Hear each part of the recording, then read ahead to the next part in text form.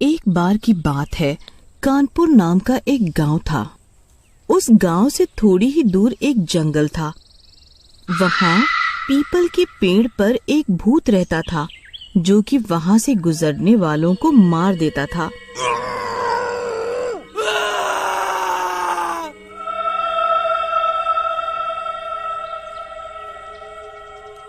एक दिन एक मुसाफिर वहां से गुजर रहा था।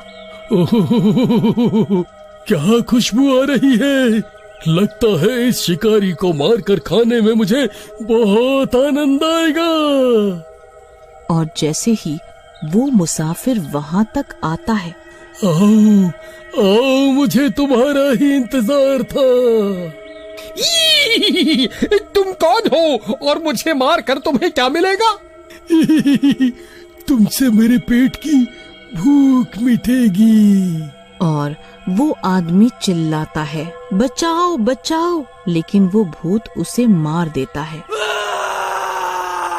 उसी गांव में मंगू नाम का एक नाई रहता है, जो उस गांव के सभी लोगों के बाल बनाता था।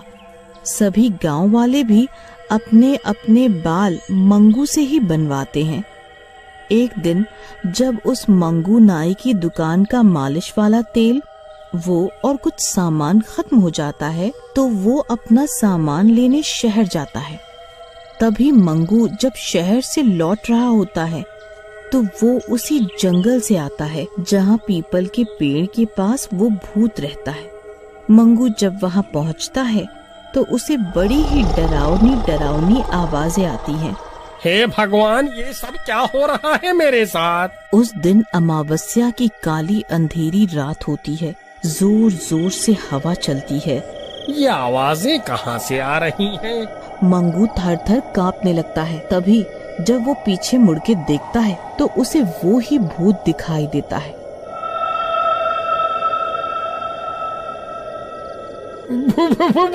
भूत, ये तो मुझे मार ही डालेगा। हे भगवान, मुझे बचा ले इस भूत से, ये तो मुझे जिंदा ही खा जाएगा।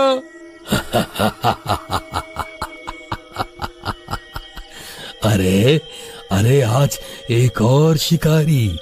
अब तो मैं इसके इंसानी शरीर में घुस जाऊंगा और सभी गांव वालों को परेशान करूंगा, उन्हें मारकर अपनी भूख मिटाऊंगा।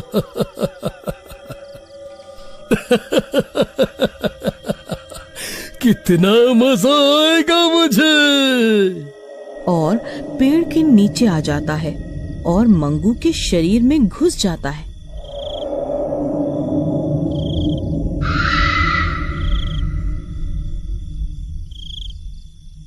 उसके बाद मंगू बेहोश हो जाता है और उसे सुबह जाके होश आता है। तब मंगू अपने घर वापस आता है। मंगू को आता देखकर उसकी पत्नी मीना, अरे आ गए आप?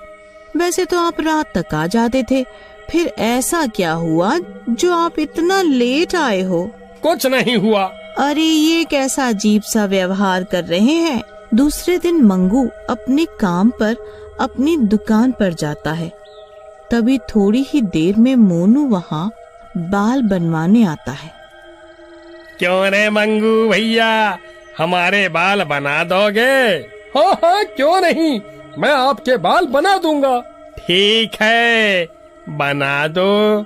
मंगू बाल बनाने लगता है। वो आधे बाल बनाता है, फिर मोनू से कहता है, मोनू भाई, मैं तुम्हारे आधे बाल रात को बनाऊंगा, तुम नदी के किनारे आ जाना। ठीक है मंगू भैया, मुझे तो बाल ही बनवाने हैं, चाहे रात को बने या फिर दिन में बने। अरे लेकिन ये बताओ मंगू भैया, आज आप इतने उदास से क्यों लग रहे हो? नहीं, ऐसा कुछ नहीं है। और चला जाता है। फिर जब रात हो जाती है, तो मोनू नदी के किनारे जाके बैठ जाता है और गाना गाने लगता है।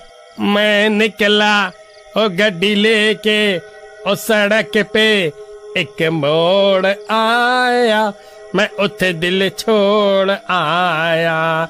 टिंग टनक टिंग टिंग टनक टिंग टिंग टनक टिंग। आया नहीं। इतने में मंगू भी आ जाता है और बिना कुछ बोले ही पीछे से उसके बाल काटने लगता है। अरे मंगू भैया, तुमने बताया ही नहीं कि तुम बिना बोले ही पीछे से ऐसे बाल काटने लगे। मंगू कुछ नहीं बोलता है। चलो कोई बात नहीं, मुझे एक आईना तो दो, जरा मैं भी तो देखूं तुम कैसे बाल बना रहे हो। मंगू आईना दे देता है। मोनू जब आईना देखता है, अरे हे भगवान, इस आईने में मेरी जगह ये पेड़ ही पेड़ क्यों दिखाई दे रहे हैं? और इस मंगू की शक्ल क्यों नहीं दिख रही है? आईने में शक्ल तो भूतों की नहीं दिखती। हे भगवान, बचाओ मुझे। और जैसे ही वो पीछे मुड़ता है, वो मंगू नाई भूत के रूप में आ जाता है और करता हुआ चाकू से उसकी गर्दन काट के उसे मार देता है।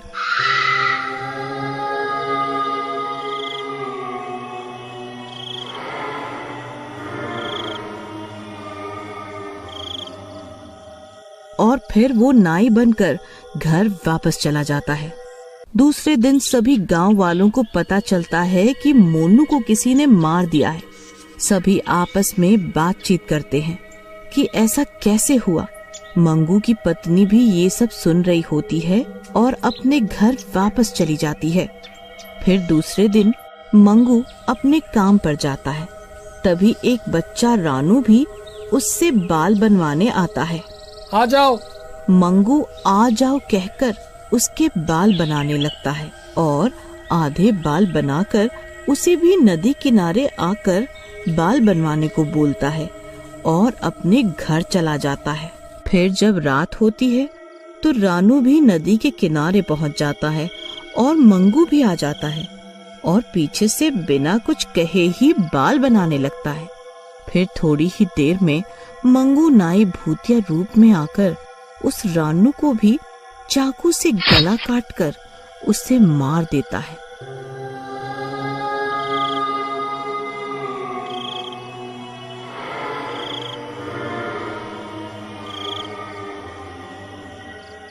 और घर चला जाता है। सुबह फिर से जब गांव वालों को पता चलता है कि वो लोग आपस में बातचीत करते हैं, तभी मंगू की पत्नी भी वहां आ जाती है। अरे कालू भैया, मुझे पता है कि ये सब किसने किया है। किसने किया है मीना भाभी ये सब? और आपको कैसे पता? ये सब मेरे पति ने, उनके शरीर पर किसी भूत ने कब्जा कर लिया और वो ही ये सब करवा रहा है। हे भगवान, मीना भाभी, ये तुम क्या कह रही हो? ऐसा कैसे हो सकता है? ऐसा ही है, मैंने कल देखा।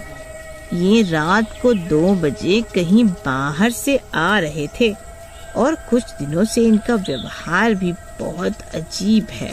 ठीक है, आज मैं वहाँ जाऊंगा। फिर जब कल्लू भी उसी नदी के किनारे मंगू नाई से बाल बनवाने जाता है और जैसे ही मंगू उसे मारने के लिए भूतिया रूप में आता है, तभी वहाँ मौजूद मोती भी बाहर निकल जाता है और कहता है, हिम्मत है तो इस नाई के शरीर को छोड़कर अपने असली रूप में मेरे सामने आ।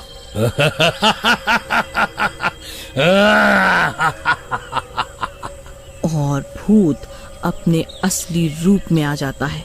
तभी मोती उसे पत्थर से बंधी बेड़ियों में जकड़ लेता है। भूत बहुत चिल्लाता है, नहीं नहीं, मैं तुम सबको नहीं छोड़ूंगा। और वो सभी गांव वाले मिलकर उन बेड़ियों को पत्थर सहित खींचते हुए उस भूत को नदी में फेंक देते हैं और उसमें पत्थर के भारी होने के कारण भूत उस नदी में डूब जाता है और सभी गांव वाले खुश हो जाते हैं। मंगू भी पहले जैसा हो जाता है। अरे अरे, मेरी जान बचाने के लिए आप सबका शुक्रिया अदा करता हूँ। अरे कोई बात नहीं मंगू भैया, इसके बदले तुम सारी जिंदगी हम सबके बाल फ्री में बनाते रहना।